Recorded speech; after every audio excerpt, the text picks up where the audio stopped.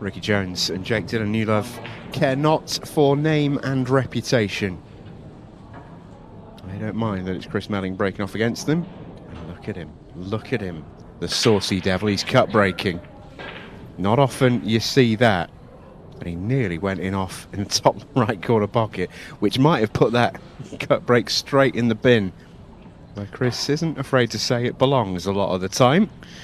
Chris is one of the most vocal players in the game to say bin the cut break, and yet he does use it from time to time, which is absolutely his right. It just makes us smile when he does it, because we know how much he doesn't like it. But it hasn't worked on this occasion.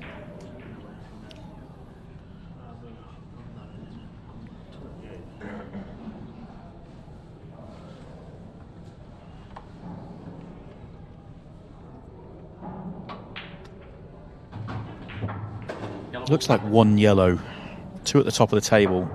The one right at the top does go. I think it goes both ways as well.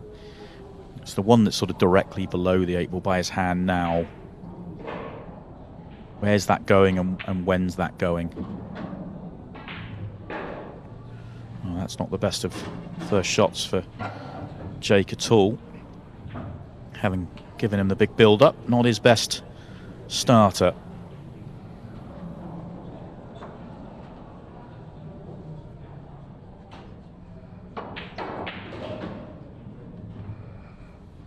Very handy little flick, that one for Rikki. Good recovery shot. Still need to deal with that problem, but they do have that nice turn of angle now where he might even be able to target the red just above the left centre pocket, hit that full in the face at sort of fairly dead weight, and you're on the yellow to top right.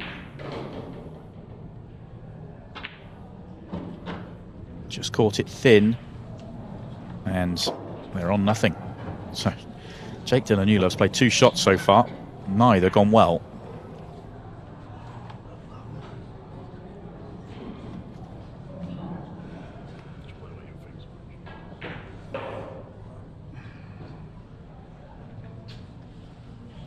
Not sure if this is touching or not, but he's going to be trying to make this in the centre pocket. Oh, what a recovery. Great pot, not on the next ball, but hanging tough.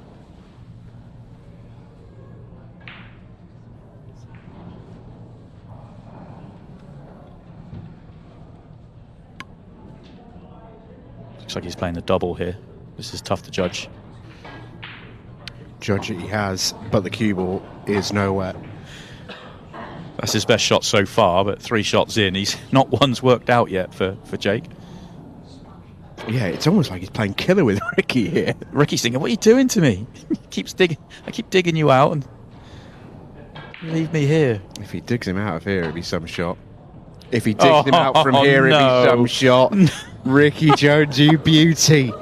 That is absolutely ridiculous. He cannot quite believe what he's done. And the butcher gets to put away the easiest 8 ball he'll pot all night. That is incredible. 3 shots completely butchered by Jake Dillon Newlove. Rikki Jones bailed him out on every single occasion, including one of the more extraordinary flukes we've seen in a very long time. I mean, this was a great shot. Didn't quite get the cue ball perfect. Obviously a great double from Jake, but the cue ball goes wrong. But that is outrageous. Heart of the pocket. What a shot from Notorious.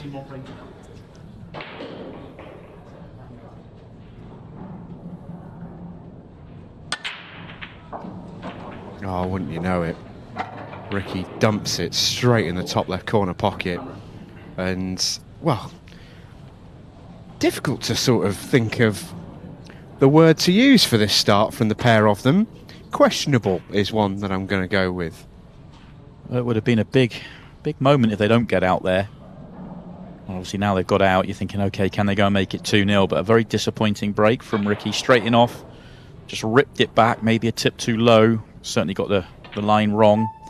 You don't have to be off by much to get those top corner pockets in play when you're playing the screw shot back. But very disappointing, especially there's something about if you make a clearance and you make it fairly easy, your opponents go, okay, that happens to you a lot, but it hurts them more when you pull out a shot like Rikki just did, or 2 shots that Rikki just did. And that sort of, if Craig gets out here, that's gone and forgotten.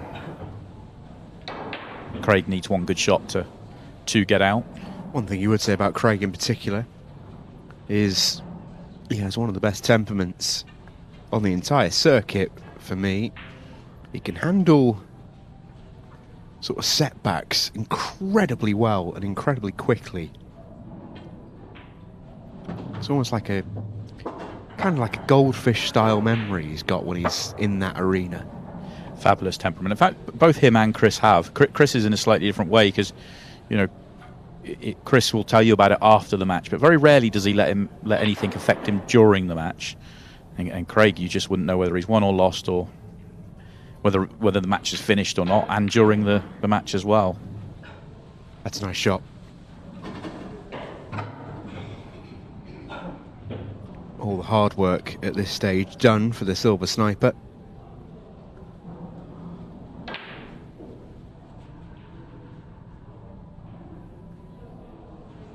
Can go any of the balls from here. It's just trying to work out which way round he wants.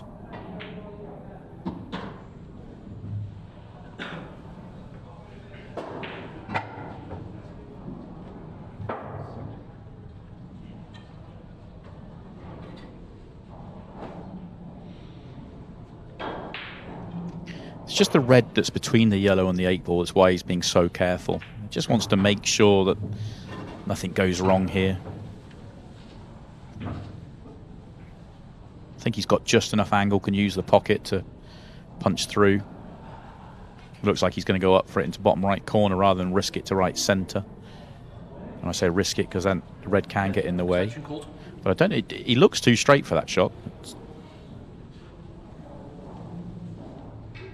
I don't think this is where he was planning to get to. I think he's gone a bit further than he wanted, maybe a whole ball width further. Yeah, so much so he had to show off.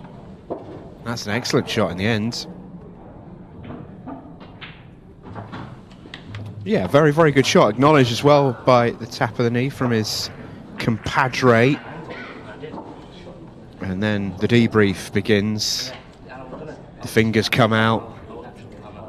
One step away from getting the back of a phone case and drawing lines. Yeah, what you will say is, and both you and I have had this kind of the pleasure of sitting there watching pool with Chris, that what happens at events is quite often there's a lot of players gather around and will either watch in person or on the screen more often than not. And Chris will happily tell you his thoughts on layouts, and he sees things quicker than anybody else, and he's got such a great vision for the game.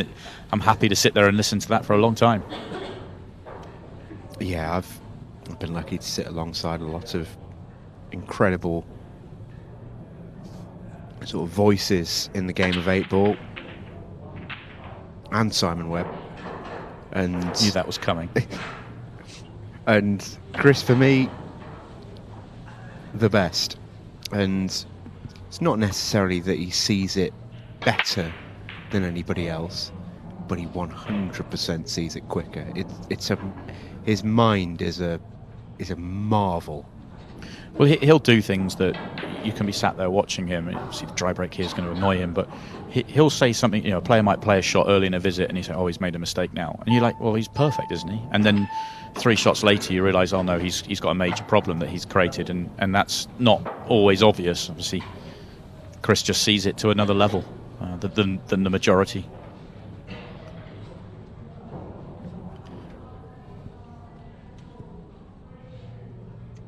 Dry break didn't work kindly for him. That cut break experiment lasted all of 1 break.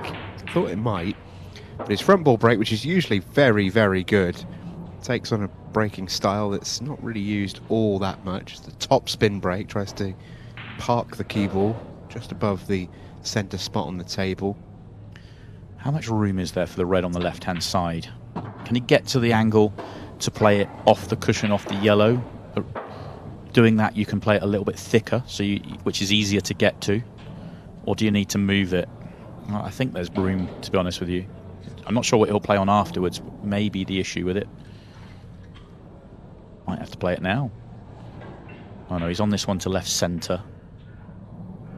Yeah, there's definitely room there, isn't there? You can see from that camera angle. No doubt.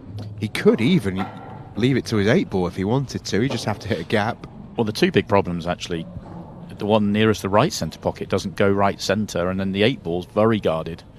So he's got some work to do at the back end. Yeah, hasn't he just?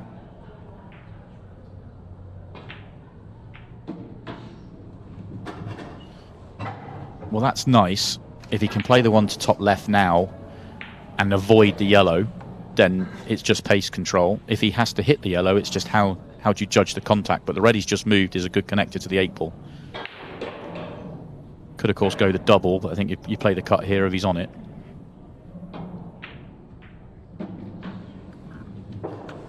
Pretty good.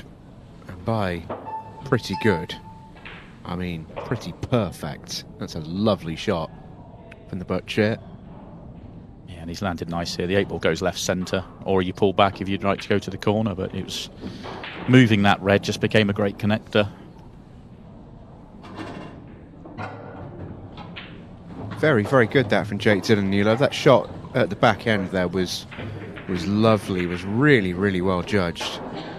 And after an incredibly iffy opening frame from Jake, you can see there he's very sort of lackadaisical out there. It doesn't really bother him.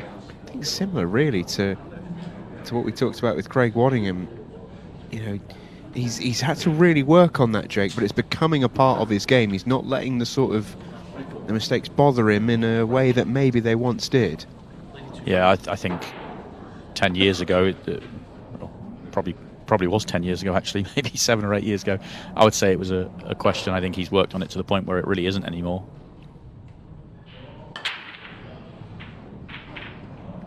That cue ball's on a ripcord. Yeah, and he's normally very good with that break, control and power, but didn't really overhit it, just went for control. Still there, loads of power, but he can go a lot more if he wants, but comes up dry. Chris and Wad are going to have to work together here on the Scotch frame, but they'll be happy enough with this layout. Just decisions to make.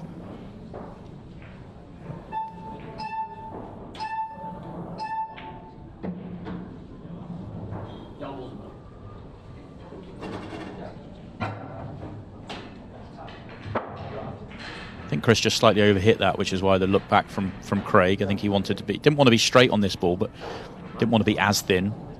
And Craig could try and move the yellow on the right hand side, although I don't think that will be the play this time round. He moved it obviously in his individual frame and it was worked out perfectly. This time it doesn't look like it's the percentage play, and he avoids it.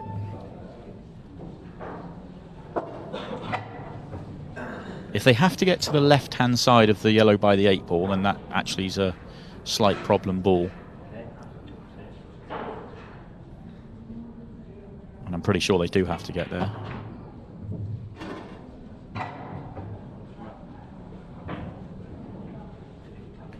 You can see the plan.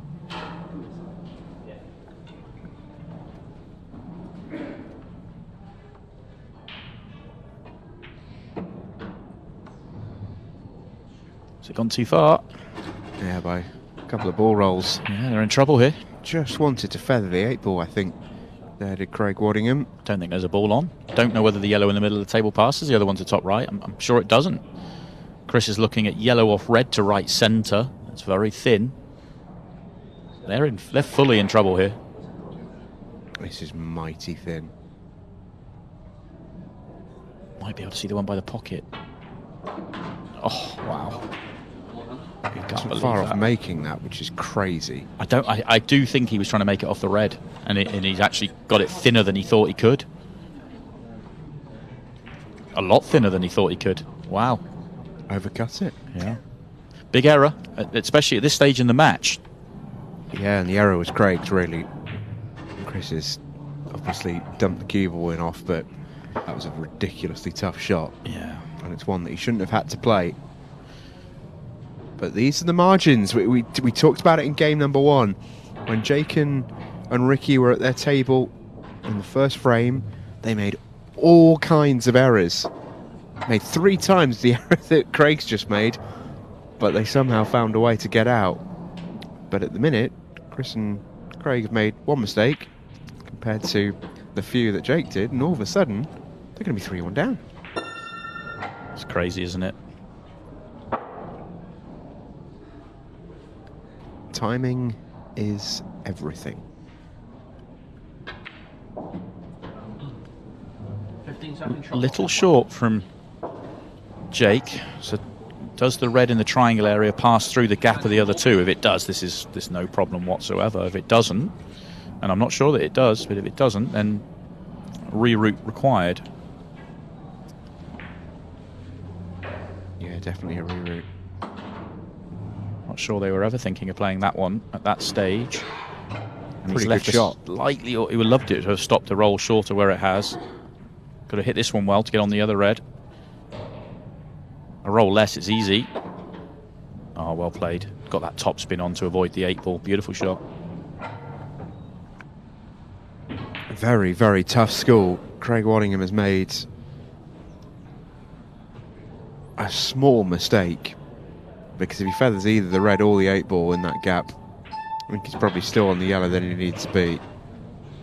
But hit the gap, left himself hooked, and would you look at this? It's about to be 3-1, and they're running clock.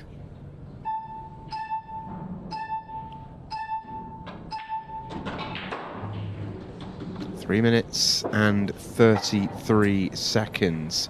Try getting an Irishman to say that one, but interesting the choice to run a little bit of clock, because, well, I suppose you need every second when Chris Melling's on the other side of the arena. Well, yeah, I remember last tournament he won, what was that, 3-4 weeks ago?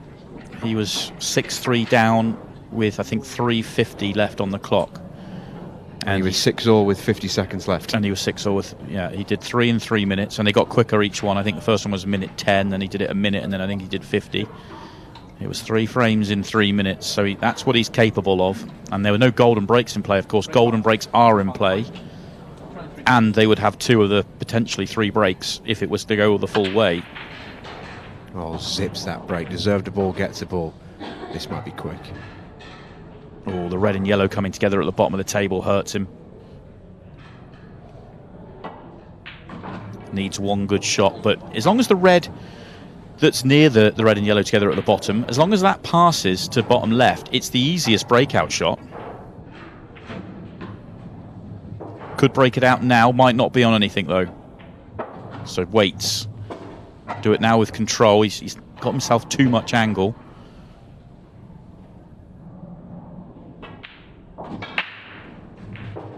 Oh, he got a big bounce. You saw him stop in his tracks. He thought he was perfect when he hit it, so he's got the same big angle, maybe a touch less.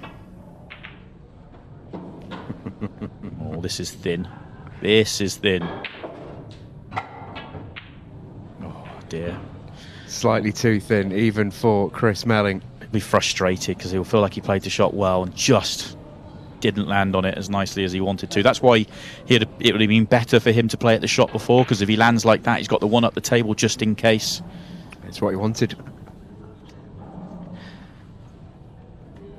Not sure there's anyone else that gets as close as that in that amount of time. Always pretty special to watch when he's fizzing like that. But and it felt like he took his time to figure things out at the beginning of the visit. Oh, he didn't, but it looked like he did. I mean, he had worked it out, but point being, it was still at breakneck speed. Yeah, it took an absolute eon, that did. Rikki Jones is going to take his time. Might seem trite at 3-1 with the time that is left on the clock being 1:45, but he knows better than anybody else. There is no risks to be taken against his opponent. I think he's laying him in. Oh, this feels like a gamble. I think it's the right shot, though. I do. I think he's played it badly because he's put the yellow in a bad spot. He wants to just bump that over the middle pocket and leave a absolutely welded cue ball. I still think it's the right shot. We'll see for how much longer. Oh, just slid. Just slid. He's going to get the cue ball in hand. And he'd be out if he'd put that yellow over the middle pocket. He'd be out 100%. Okay, he should still get out. Just has to cue one down the cushion.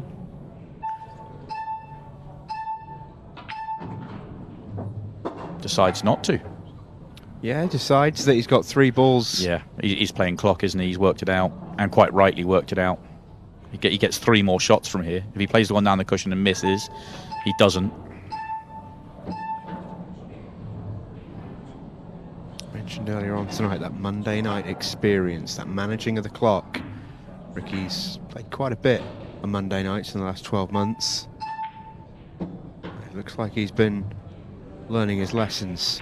25 seconds left, and this match is all but done, really. Even if he misses this shot, he will run it all the way to the end just to make sure. He's managed this really well.